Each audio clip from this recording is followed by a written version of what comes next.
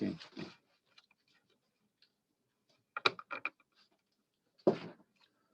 Bueno, vamos a proseguir.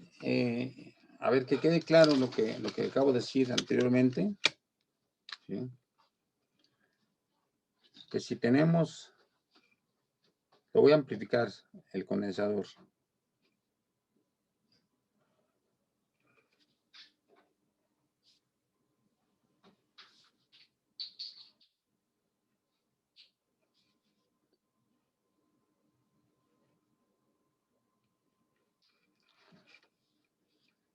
Bueno, lo natural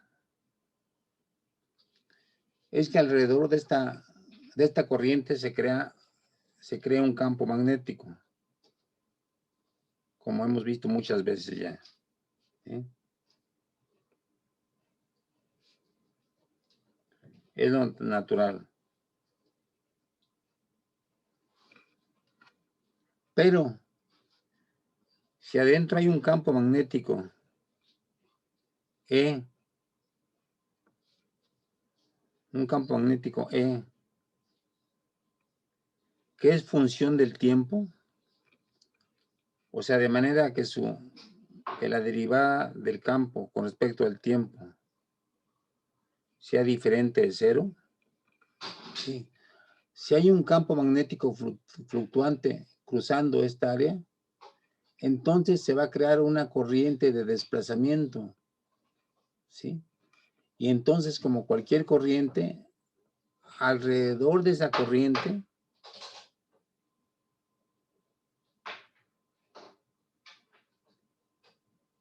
se va a crear también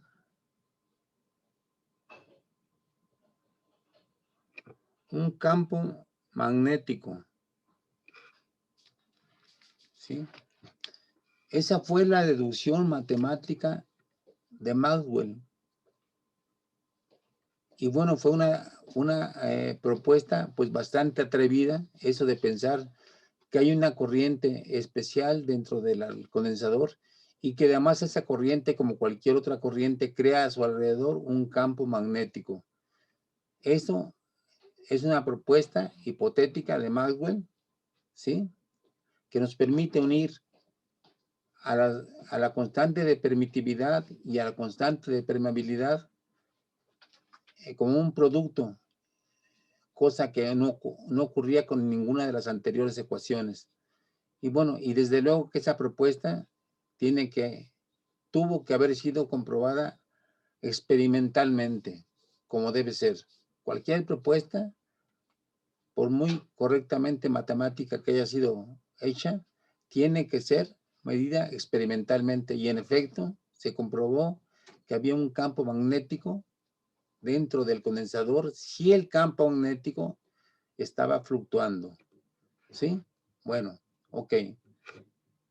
Entonces,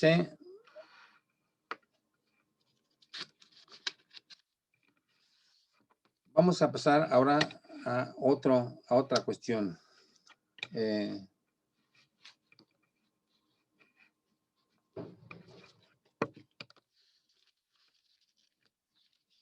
Perdón.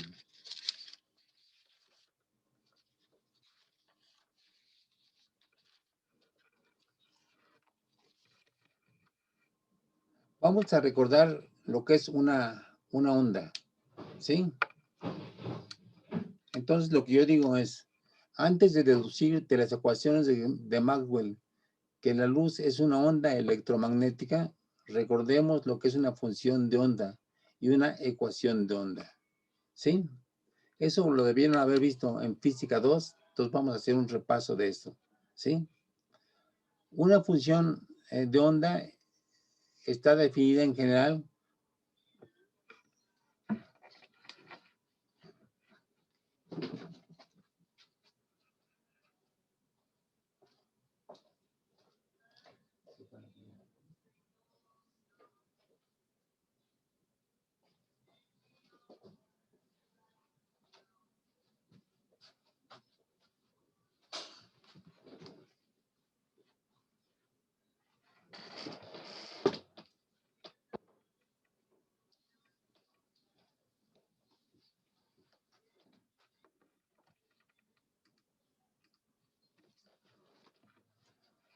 Bueno, vamos a seguir.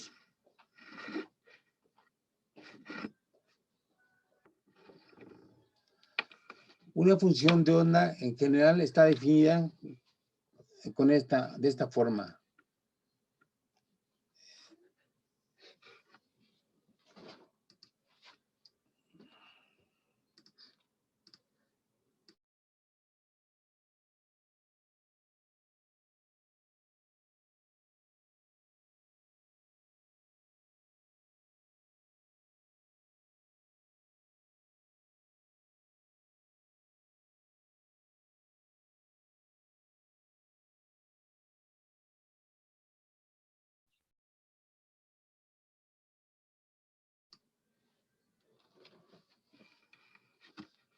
Bueno, muchachos, vamos a proseguir, perdón. Hubo una interrupción aquí involuntaria, pero vamos a seguir. Entonces, ya vimos las ecuaciones de Maxwell. Vamos a hacer un recuento histórico, ¿sí? De lo que hizo Maxwell, de lo que hizo Newton, de lo que hizo Kelvin y Boltzmann. Newton, pues, lo que hizo fue la ciencia de la mecánica, ¿no?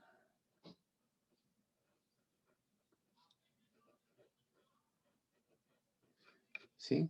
Si bien le dio una formulación matemática complicada, que después Leibniz la simplificó, bueno, prácticamente ya entonces en la época de 1800, 1900, ya la mecánica era una ciencia terminada.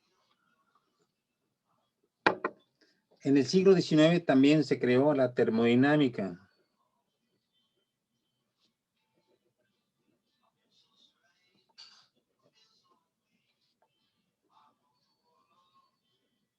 ¿Sí? Les digo, con gente como con bueno, quien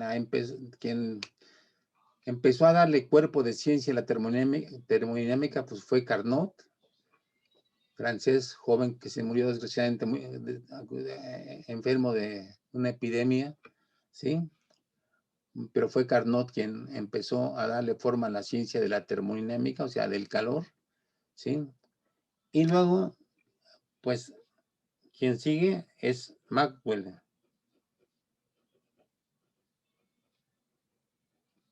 ¿sí? Entonces, con Maxwell, lo que se adopta una forma científica, matemática, rigurosa, pues son sus ecuaciones, ¿no? Entonces vamos a poner ecuaciones de Maxwell, que tratan de la electricidad, del electromagnetismo, perdón. Electromagnetismo. Entonces, fíjense, ya tenemos tres ciencias terminadas: la mecánica, termodinámica y el electromagnetismo, gracias a las ecuaciones de Maxwell. Hasta ahí se cierra un ciclo histórico, porque enseguida, a pesar de que Kelvin pensaba que ya la ciencia con esto estaba terminada, la ciencia de la física, aparecen dos nuevas ciencias, ¿sí? ¿Cuáles serían esas dos nuevas ciencias que surgen a partir de esas tres? Después de estas tres. A ver, ¿cuáles serían? Díganme ustedes. ¿Qué aparece después? La mecánica cuántica. La mecánica cuántica. Será la relatividad. Y la relatividad.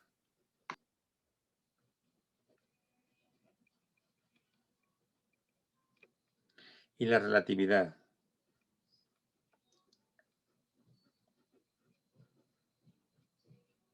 ¿Sí? La relatividad especial y la general.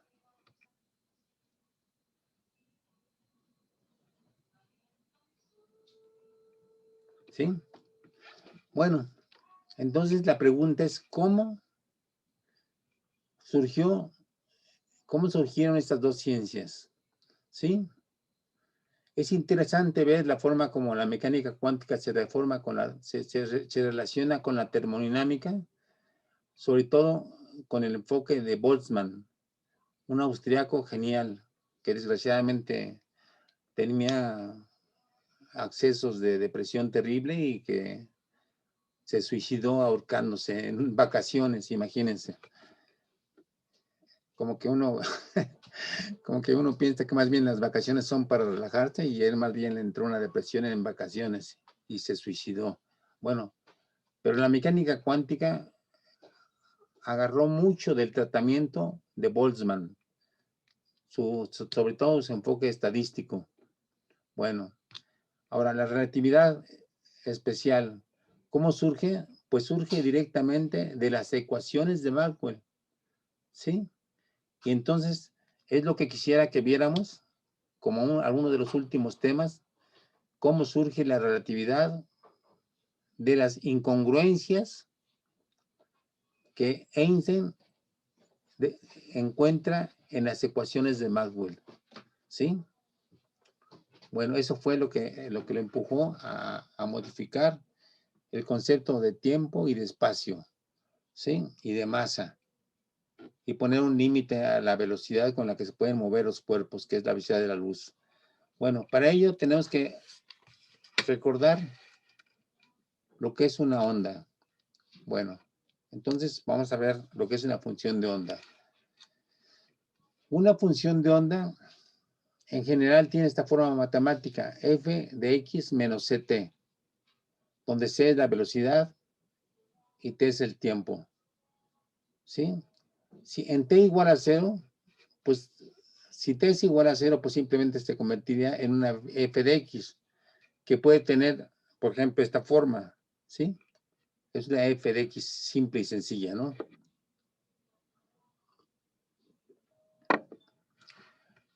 Pero si agregamos un término menos h al argumento, entonces convertiríamos a f de x en una f de x menos h. De acuerdo a sus conocimientos de geometría analítica, este término menos h, ¿qué hace con esta función? La traslada. La traslada, exactamente. Entonces, la traslada a una cantidad h, ¿sí? Aquí estaba la función original, ahora la traslada. Bueno, pero ahora agregamos otra cosa. ¿Qué tal si h no es una constante, sino h es una función del tiempo? De hecho, es una función lineal. H es igual a c por t. Evidentemente que si h tiene esta forma, entonces la derivada de h con respecto al tiempo, que nos daría la velocidad con la cual se está moviendo la figura, sería c, ¿verdad? A ver, vamos a ver. dh con respecto al tiempo es igual a c. Entonces, c es la velocidad con la cual se está moviendo la figura hacia la derecha. Si en vez de menos h hubiéramos puesto más h, ¿qué habría pasado? Se habría trasladado hacia la izquierda. Se habría desplazado a la izquierda. Bueno, vamos a estudiar solamente esta forma. Lo mismo podríamos hacer en general, poniendo un signo menos más, ¿no? Bueno, ok. Bueno, entonces, c es la velocidad de propagación de la perturbación f de x t, ¿sí? O sea, f puede representar una perturbación de un medio elástico, por ejemplo. Si nosotros tenemos el agua, ¿sí? Agua, está quietecita, ¿no? Y movemos con una piedrita, movemos esto, pues el agua se desplaza, ¿sí? De su posición de equilibrio, y esta sería entonces una f de x, ¿sí? Pero lo que vemos físicamente es que esta forma se va desplazando a cierta velocidad. Entonces, aquí lo que cambia en esta onda es la altura sobre el nivel estacionario, sobre el nivel promedio. Esa es la altura la que cambia. Entonces, en vez de F pondríamos una Y, ¿sí? Porque es la altura Y la que está cambiando con el tiempo, pero se está desplazando, ¿sí? Entonces, para el agua tendríamos que tener una Y de XT. Pero bueno, con esto, queda claro, pues, que la función f de x menos ct o x más ct es una forma que se está propagando. Fíjense qué bonito.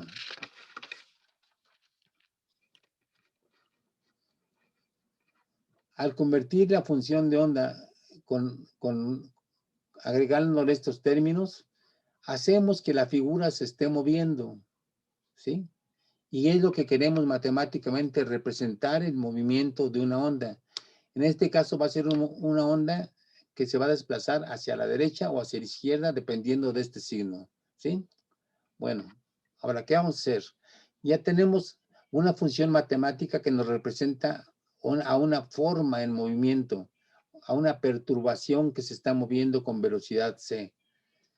Vamos a llamarle a este argumento, vamos a escoger el signo menos, alfa.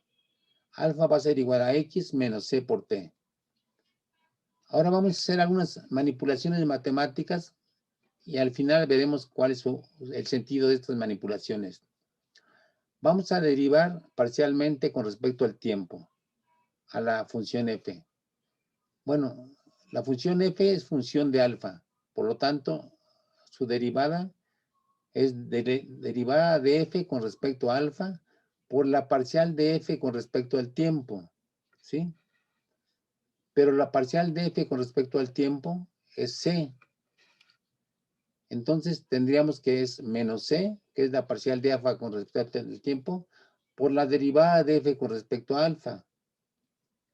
Bueno, ahora derivamos otra vez parcialmente a la f con respecto al tiempo. Volvemos a encontrarnos otra vez a esta c. Entonces sería menos c por la derivada segunda de f con respecto a alfa al cuadrado. Y entonces la parcial segunda de f con respecto a t cuadrada se convierte en c cuadrada por la derivada segunda de f con respecto a alfa cuadrada. ¿Sí? Ya tenemos una expresión para esto, en términos del cuadrado de la velocidad. Ahora hacemos lo mismo, pero ahora derivamos parcialmente con respecto a x. Pues lo mismo, es la parcial de alfa con respecto a x por la derivada de f con respecto a alfa. Pero la parcial de alfa con respecto a x, pues es 1. ¿Sí? Es muy sencillo. Entonces, parcial de alfa con respecto a x es 1 por la derivada de f con respecto a alfa. Ahora, derivamos otra vez, parcial segunda de f con respecto a x cuadrada, sería 1 por 1 por la derivada segunda de f con respecto a alfa cuadrada. Y esto sería la parcial segunda de f con respecto a alfa cuadrada. ¿Sí? La derivada segunda. Aquí es, perdón, la derivada segunda. No es parcial, es derivada segunda. Bueno, entonces, ya nos encontramos con este término aquí y con este término acá. ¿Sí? Entonces, la conclusión, en base a estas dos cosas, es que la parcial segunda de f con respecto a t cuadrada es igual a c cuadrada por la parcial segunda de f con respecto a x cuadrada. Entonces, esto es lo que se conoce como ecuación de onda. ¿Sí? Recuerden de dónde partimos. De que físicamente f es una función que se desplaza con velocidad c. ¿Sí? En este caso se desplaza con respecto al eje x. ¿Sí? Pero al mismo tiempo su forma está cambiando en el tiempo. Entonces, por eso es función de X y es función del T. Y entonces tiene sentido esta operación. Bien. Entonces, fíjense qué interesante. Esa parcial segunda de f con respecto a t cuadrada, que es igual a c cuadrada por esta otra parcial, sí, representa pues a cualquier onda. Por ejemplo, a ver, ustedes díganme. A ver, pusimos parcial segunda de f con respecto a t cuadrada es igual a c cuadrada por la parcial segunda de f con respecto a x cuadrada. ¿Sí? Es lo que hicimos aquí. Bueno.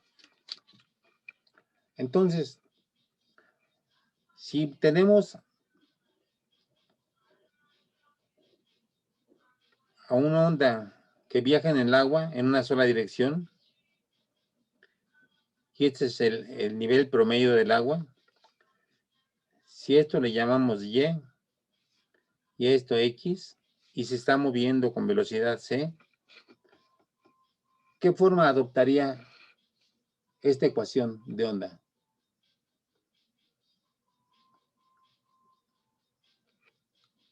¿Qué es lo que está moviéndose en el agua? ¿Qué es lo que está variando?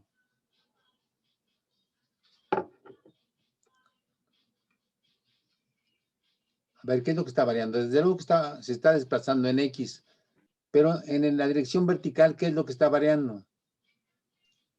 La altura del agua. La altura. Entonces, ¿cómo pondríamos la ecuación de onda?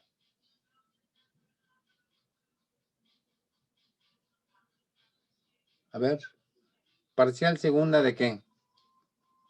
De Y. De Y, exactamente, con respecto a t cuadrada, igual a c cuadrada por la parcial segunda de Y con respecto a x cuadrada. ¿Sí?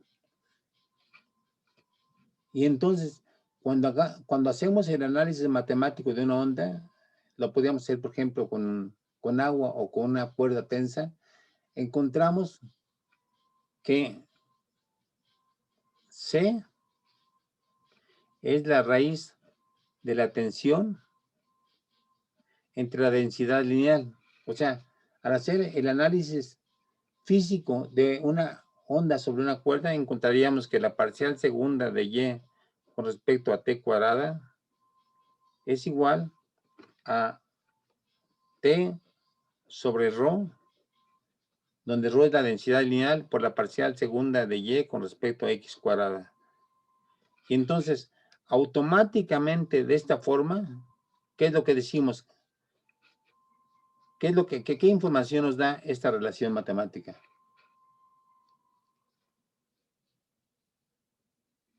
A ver, dijimos que el término c cuadrada multiplicada por esta parcial segunda con respecto a x cuadrada es la velocidad al cuadrado. Entonces, ¿qué sería este término?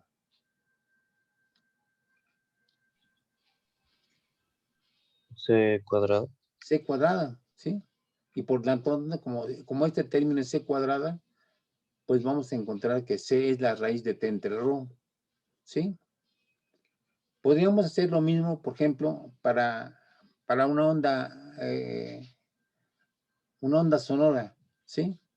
En el caso de la onda sonora, lo que varía, a ver, para una onda sonora,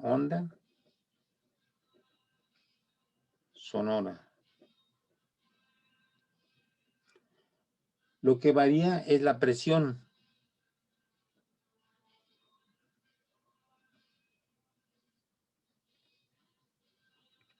O también la densidad, si están hablando en el aire,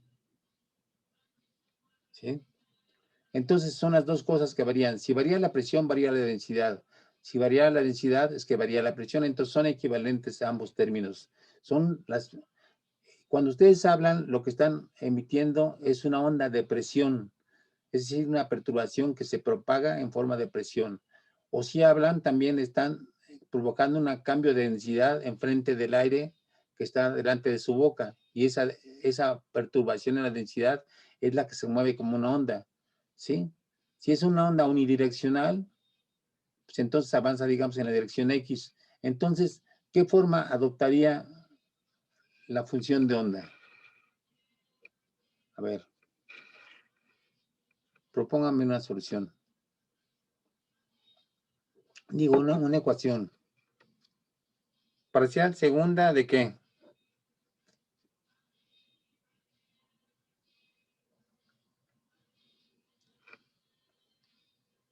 ¿Qué es lo que está propagando con el sonido al hablar o con el sonido?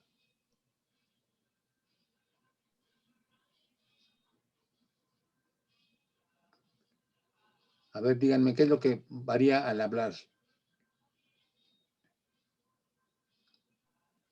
A ver, ya se los puse aquí, ¿no? Una onda. La presión. ¿Cómo? La presión es lo que varía. La presión o la densidad. Entonces, ¿cómo varíamos? ¿Cómo pondríamos? Si la presión la llamamos P, entonces, ¿qué forma adoptaría la ecuación de onda? ¿Parcial segunda de qué? De P sobre la diferencial de tiempo segunda, que sería igual. C cuadrada por la parcial segunda de la presión con respecto a X cuadrada. Y también podríamos ponerla así, parcial segunda de la densidad con respecto al tiempo al cuadrado, igual a la misma C cuadrada, igual a parcial segunda de la densidad, perdón, con respecto a X cuadrada, ¿sí? Y entonces sería cuestión de analizar matemáticamente cómo se mueve una onda, una perturbación en el aire de presión o de densidad para encontrar cuál es el término que corresponde a C cuadrada. ¿Sí? Sería una cuestión de un análisis minucioso, matemático, aplicando las leyes de Newton para encontrar cuánto vale esta C cuadrada. Y ya sabríamos que este cociente implicaría la densidad, la velocidad del sonido. Y sabríamos que si despejamos, si encontramos el valor de C, nos tendría que dar 340 metros sobre segundo. ¿Sí? Bueno. Ok. Ahora, vamos a lo importante. Si fuera una onda electromagnética, ¿qué es lo que se está transmitiendo en las ondas de radio? ¿Qué es lo que está variando? ¿La frecuencia? No, bueno, la frecuencia la podemos mantener constante, pero si es una onda electromagnética, ¿qué campos son los que se están propagando? El eléctrico y el magnético. El eléctrico y el magnético. Entonces, ¿qué forma adoptaría la ecuación de onda? A ver, si es el campo eléctrico el que se propaga, ¿qué forma le damos? La segunda derivada parcial de E Del campo, con respecto al tiempo ¿sí?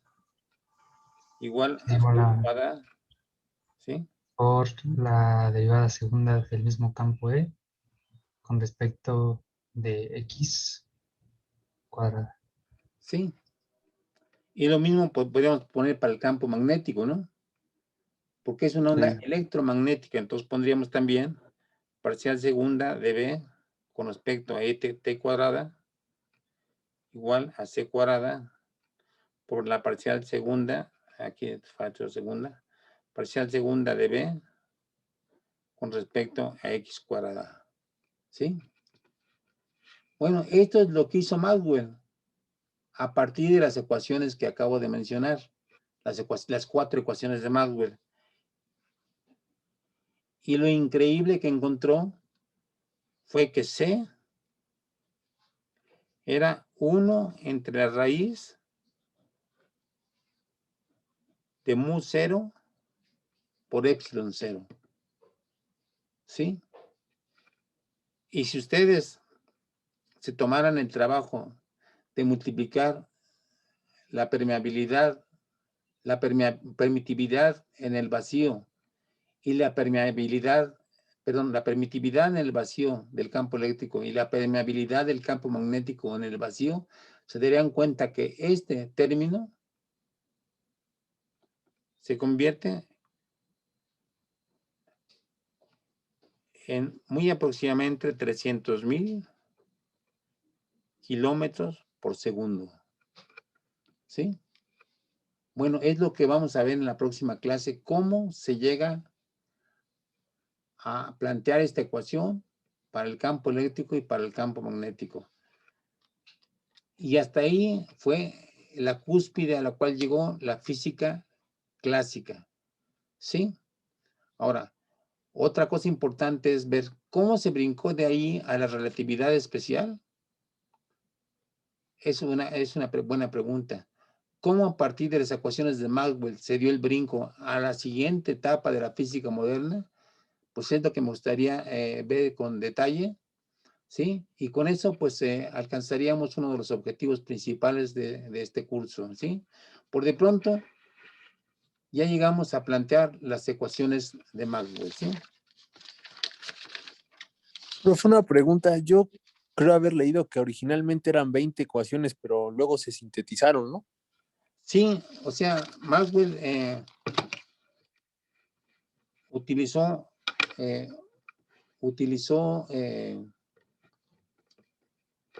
otro tipo de matemática diferente a la que utilizamos nosotros, ¿sí? No utilizó gradiente, no utilizó, para decirlo rápido, no utilizó el operador Nabla, ¿sí?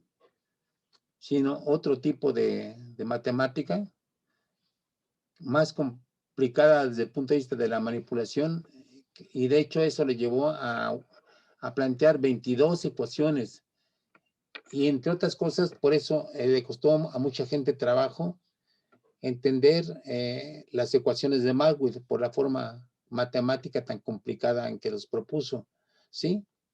Lo cual nos dice una cosa, que es importante utilizar las expresiones matemáticas más sencillas para que el común de la gente, bueno, no el común de la gente interesada los pueda entender. Lo mismo pasó con Newton, ¿sí? Sabemos que es el creador del cálculo integral y diferencial, sabemos que es el creador de la matemática, pero a ver quién se avienta a leer sus principios de matemática, ¿no? ¿Sí? Están escritos, no sé si lo sepan, pero en su obra Cumbre, donde explica la mecánica y la atracción gravitatoria, explica muchas cosas de las que ocurren en la realidad. Bueno, no utilizó el cálculo diferencial ni integral, sino utilizó pura geometría. Impresionante, ¿sí?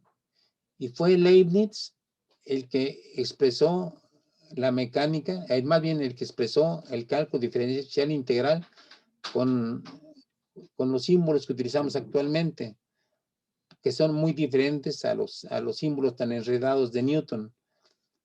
Y por eso, pues vino el pleito, ¿no? Entre Leibniz y Newton, de quién había inventado el cálculo diferencial integral. Pues en realidad lo inventaron al mismo tiempo, o sea, a lo mejor con una diferencia de meses o algo así, pero cada quien por su lado, ¿no? Bueno, entonces otros físicos diferentes a Maxwell fueron los que le dieron la forma tan bonita de cuatro ecuaciones, ¿sí? Bueno, les voy adelantando. Para la próxima clase vamos a aplicar estos teoremas, el de Gauss y el de Stokes, a las ecuaciones de Maxwell, ¿sí? En términos de las ecuaciones de Maxwell, esto sería un flujo, ¿no? En términos de las ecuaciones de Maxwell, este sería el voltaje que se obtiene al integral E.dl. Entonces, el flujo y el voltaje o la fuerza electromotriz se pueden convertir en un gradiente y se pueden convertir en un rotacional, ¿sí? Y entonces vamos a hacer eso, ¿sí? Y bueno, vamos a avanzar y yo creo que nos va a dar tiempo para que las últimas 2 semanas de clase las dediquemos a hacer muchos ejercicios, ¿sí? Por de pronto, hoy nos quedamos con esto. Espero que les haya interesado lo que vimos, ¿sí? Y ojalá me hubiera gustado hacer el experimento de medir las ondas ambientales. Bueno, que las medimos, pero no me dio tiempo de aplicarles un circuito LC para que vieran cómo el circuito LC resuena con la cantidad de frecuencias que aparecen en la señal, ¿sí? Pues es una lástima que no esté uno entrando todos los días al laboratorio, pero espero que con el video que les demostré, pues se den cuenta que, pues que es real todo lo que estábamos diciendo, ¿no? Que no es puro cuento. Bueno, muchachos, nos vemos el próximo martes. Y el próximo martes les entrego sus exámenes calificados. Cuídense, que ya estamos saliendo de la pandemia. Ahí nos vemos, ¿eh? Hasta luego. Gracias, profesor. Luego, profe. Gracias.